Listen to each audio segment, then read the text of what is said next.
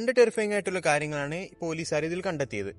ഒന്നാമത്തെ എന്താ വെച്ചാൽ ഈ കുട്ടിക്ക് ഫ്യൂച്ചർ പ്രെഡിക്റ്റ് ചെയ്യാൻ പറ്റും. അതായത് വരാൻ പോകുന്ന ഓരോ കാര്യങ്ങൾ, ഡിസാസ്റ്റേഴ്സ് ഒക്കെ കുട്ടിക്ക് മുമ്പ് തന്നെ അറിയാൻ കഴിയും. രണ്ടാമത്തെ എന്താ വെച്ചാൽ ഈ കുട്ടി അപ്ലോഡ് ചെയ്യുന്ന വീഡിയോസ് കാണുന്നവരൊക്കെ ഈ കേസിൽ ഉൾപ്പെടും. അതായത് ഈ ഡിസാസ്റ്റേഴ്സ് അവർക്കും എഫക്ട് ചെയ്യും, അവർ ഇതിൽ ഉൾപ്പെടും. എല്ലാം കഴിഞ്ഞ അവസാനം അവർ ഒരു ഫൈനൽ ചെക്കിനോട് നിന്നപ്പോൾ അവർ ഷോക്കായിട്ടുള്ള ഒരു കാര്യം അവിടെ നടന്നു. അതെന്തെന്ന് വെച്ചാൽ ആ എംപ്റ്റി ആയിട്ടുള്ള അപ്പാർട്ട്മെന്റിൽ ഒരു ഫോണിൽ ഒരു ലൈവ് സ്ട്രീമിംഗ് അപ്ലോഡ് ചെയ്തുകൊണ്ടിരിക്കുന്നുണ്ടായിരുന്നു.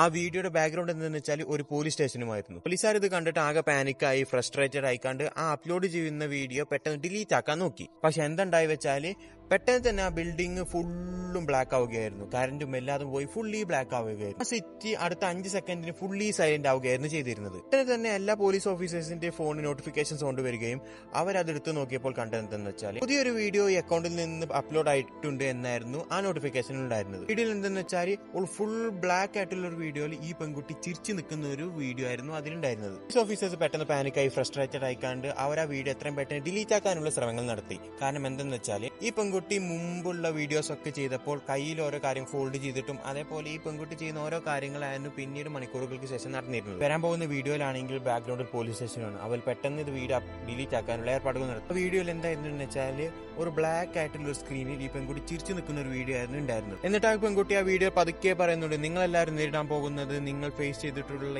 ഏറ്റവും വേസ്റ്റ് ആയിട്ടുള്ള ഡിസാസ്റ്റർ എന്നാണ്. അപ്പോൾ ഈ സ്റ്റോറി ഇവിടെ വൈൻഡപ്പ് ചെയ്യുകയാണ്. ഇതിന് ശേഷം എന്തുണ്ടായെന്ന് എനിക്കറിയില്ല, നിങ്ങൾക്ക് പറഞ്ഞു തരാൻ പറ്റും. അപ്പോൾ ഇത് വീഡിയോ ഇൻഷാ അല്ലാഹ് അടുത്ത വീഡിയോ നാളെ കാണാം. ബൈ.